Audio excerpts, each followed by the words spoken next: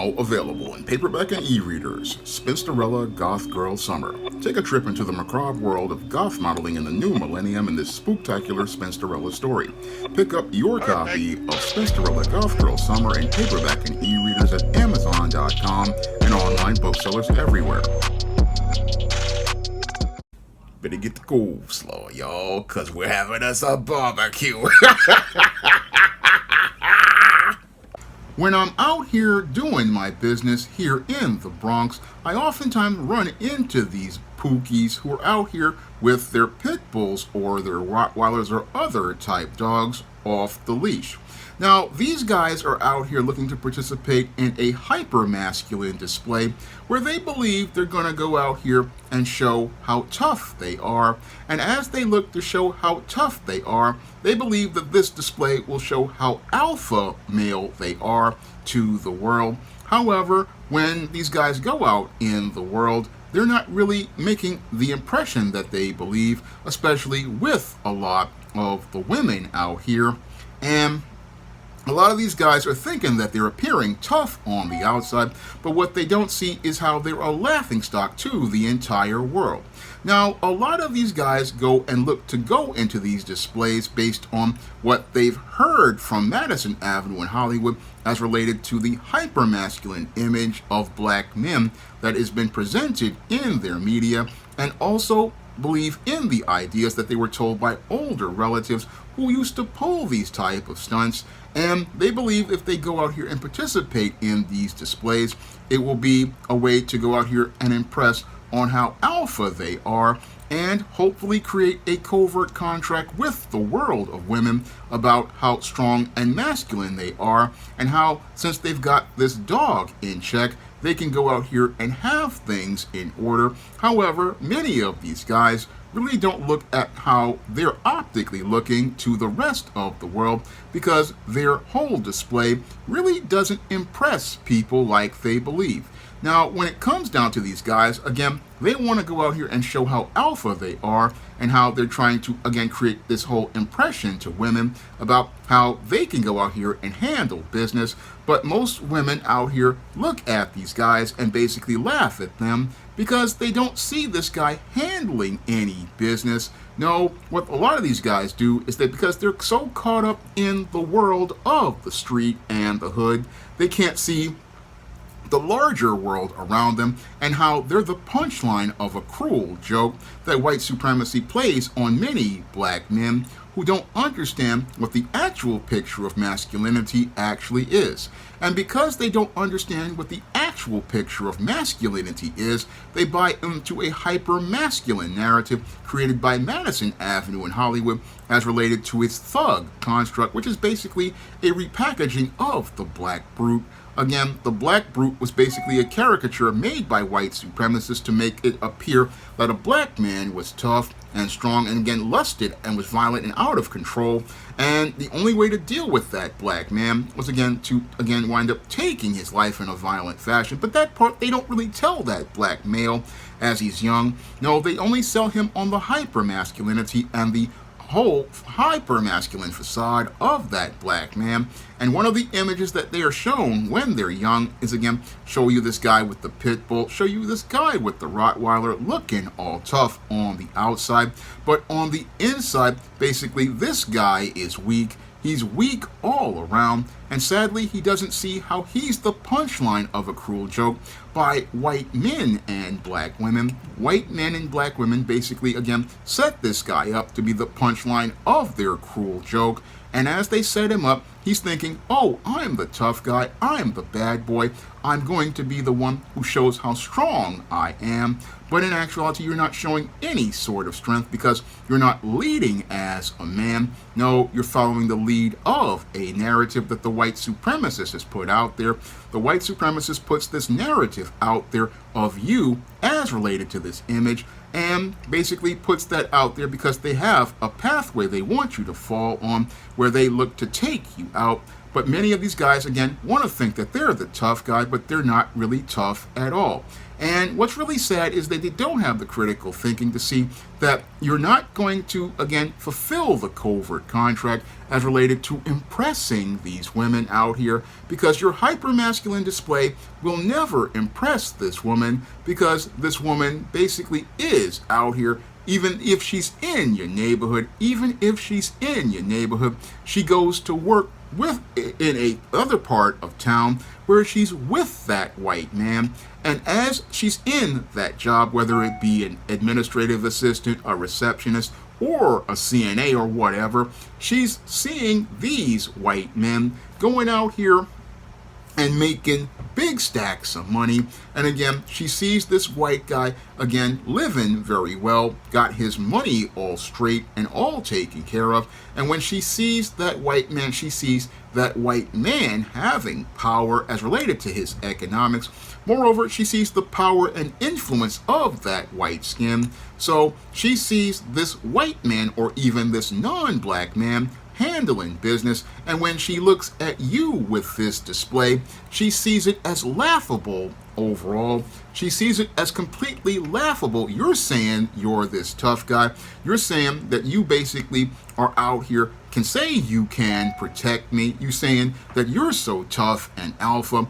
But when we look at your neighborhood, we don't see you running nothing. No, we see that white guy, again, running business. We see that Arab guy running the corner store. We see the Dominican guy running the barbershop and the hair salon. We see the Indian running the fast food spot. But we look at you, you're walking around in these streets with your dog, telling me that you're some sort of alpha, but you're not running anything.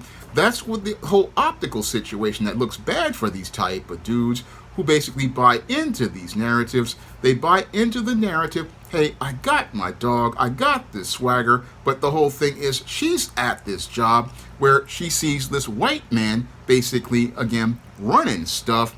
And as he's running stuff, he's the one got the designer clothes on. He's the one driving the nice car. He's the one, again, got the nice home out in the suburbs. And she's looking at you and looking at your display and sees it as completely pathetic. She's looking at your display and she's seeing it as something that she can't take serious, because she go over here and she sees these men actually doing the work of men. And she looks at your childish display. She looks at your childish display and looks at it as the joke that it actually is. She looks at your display and says, hey, this guy's thinking he's trying to say that he's a man, but I'm looking at actual men at this job. I'm looking at actual men at this job going out here and stacking bread. I'm looking at men going out here, looking at them buying property. I'm looking at men going out here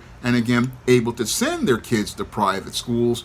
And I look at this black male out here trying to say he's some sort of tough guy, he's some sort of bad boy, but the whole thing is he's not a man. He's not a man in her eyes, because she goes out into the real world. And as she goes out into the real world with actual men, again, white men, and sees mostly white men like this. Now, there are some brothers out there that are out here like this, but the whole thing is she sees these guys with their house in order, and she looks at you and your little pit bull or your Rottweiler or whatever in your alpha display, and it's not impressing on her at all that you're an alpha male. No, it shows how beta you are, because again, they look at, when they go out here into the world, see actual men making money, actual men with businesses, actual men stacking bread, actual men going out here and handling business. That's what flies over the heads of many young black males, especially the Pookies. It flies over their head. They thinking, oh, I'm out here, I'm gonna be this bad boy, I'm gonna be this bad guy. And the whole thing is, you're not anything but pure comedy to her. Moreover, you're not nothing more than pure comedy to many of the white males out here who know that all they gotta do is call 911 and you're basically done. All they gotta do is call 911 and you're getting taken out. And that's also what your black woman learns. Okay, this guy says he's a bad boy, but they can just go 911, basically say you did something and you're going away. And that's why these displays don't impress anybody at all as related to manhood and masculinity, because those who understand what actual manhood and masculinity are all about understand that being a man is, again, about having your own way of taking care of your own business. Again, having it where you're the one who has your own spot. You're the one covering all your bills. You're the one who has your paper straight. That's what being a man is all about. No, it's not about going on and making these so-called displays where you try to appear to be masculine on the outside, but you're sleeping in a racing car bed. I mean, that's what a lot of guys out here who are Pookies and even some of these dudes out here believe is manhood. But again, a man is following God and understands his role is as a steward. And again, a steward is supposed to be responsible for himself and taking care of his own business. That's what being a man is all about. But a lot of these guys don't know what a man is because they don't have fathers or men to model manhood for them. But they're out here, again, trying to show everybody how tough they are, especially in the summertime. They love to show you how tough they are in the summertime, looking to go out here and impress chicks. But the chicks ain't impressed, again, because the chick is working a job, been working these jobs, and they see these power players, these white guys out here, again, making these phone calls, and again, financing thousands of dollars and even hundreds of thousands and millions of dollars. They see that white guy at the job, again, making that money. Same thing with the Hispanic guy, same thing with the Asian guy, same with the Arab guy.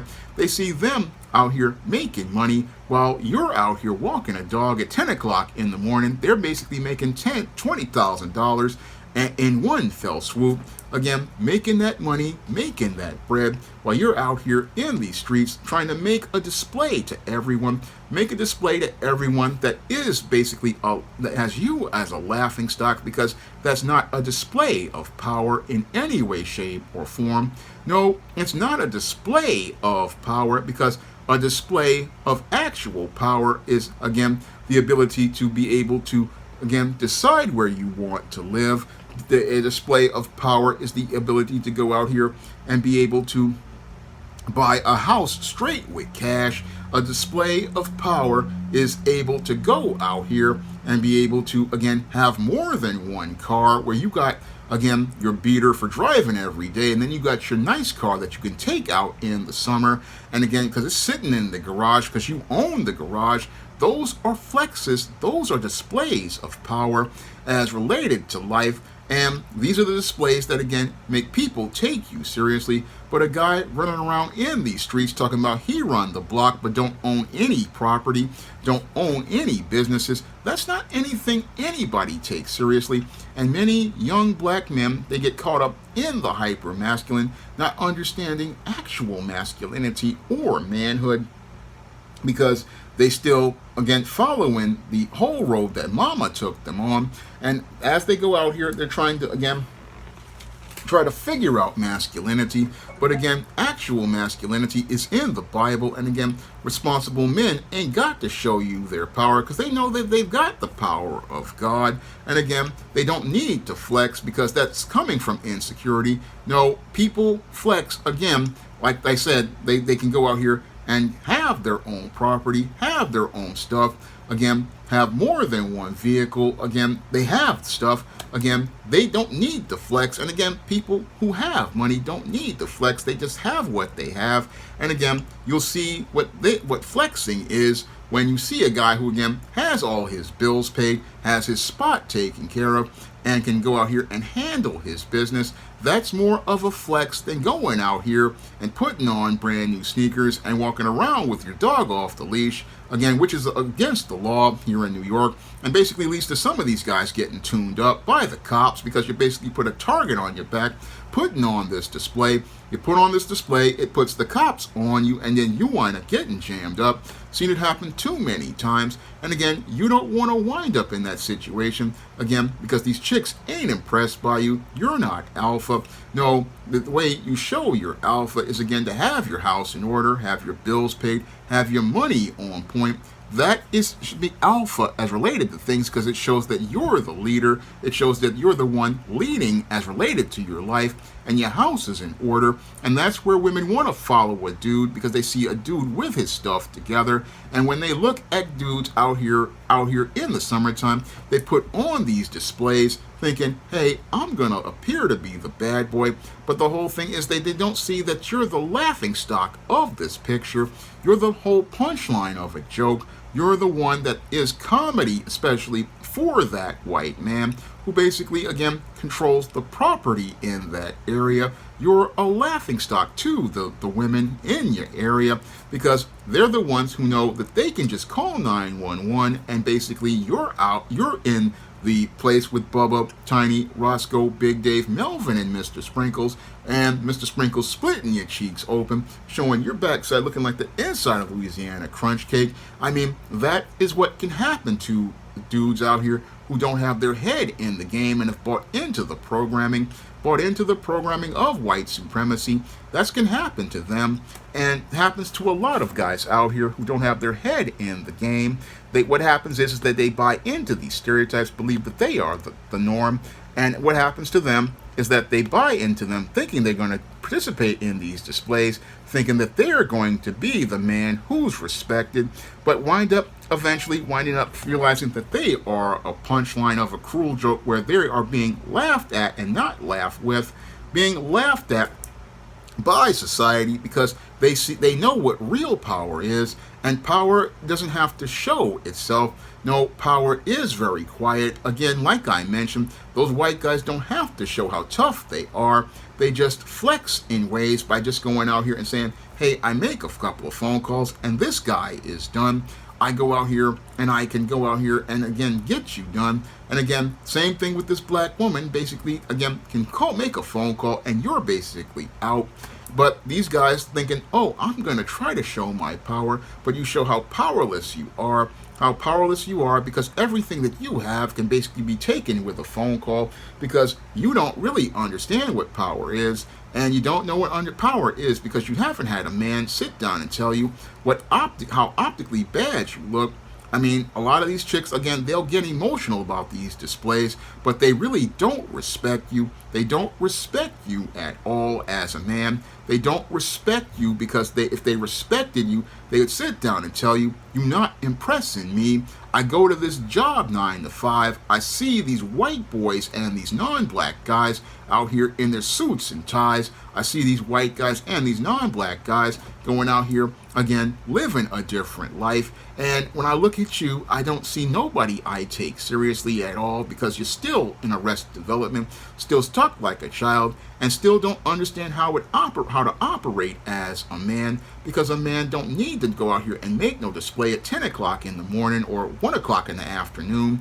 No, a man who's got his money together is coming home at 6 o'clock, ready to go out here and rest to get ready for the next day, because he's ready to put in that work and make that bread. That's what a man does out here in these streets. Again, a man looks at these dudes out here with these displays and looks at them and goes, you're not anybody I need to take seriously, because you ain't about no business. No, a man who's about his business, really, he's somebody who can, again, has his stuff together, got his paper straight, and again, got his house in order. And when he looks at this dude who's trying to look like he's tough, he just sees another simp who's being set up to be turned into a trick who's got to get played real hard. And that's what happens every summer with these dudes who be walking the dog off the leash, trying to call himself pulling a flex, when the whole flex that they're pulling just basically shows how bent and broken they actually are.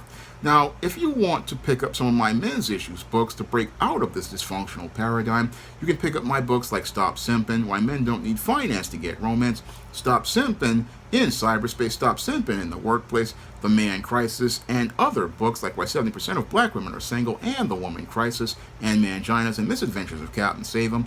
You can find these books on Amazon.com in paperback and Kindle format. You can also find them at other online booksellers like Draft to Digital, Google Play, Barnes & Noble, and big box retailers like Walmart and Target. If you'd like to see me make more videos talking about men's issues and taking simps like this to the barbecue, you can drop a donation to the Patreon, the PayPal, or the Cash App, by clicking the link in the description box. That's all I have to say for this video. You can comment, rate, and subscribe.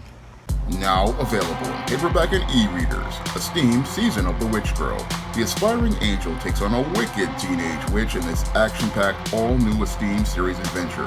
Pick up your copy of Esteemed Season of the Witch Girl in paperback and e-readers at online booksellers today. Now available in paperback and e-readers, John Haynes, A Thorn in My Side. The man who rules the world takes on an agent from the CIA from the Black Boule in this all-new John Haynes series adventure. Get your copy of John Haynes' A Thorn in My Side in paperback and e-readers at online booksellers everywhere. Support Black-owned and Black-operated digital broadcast media. www.niceradionetwork.com. Nice Radio Network, broadcasting 24 hours a day, 7 days a week.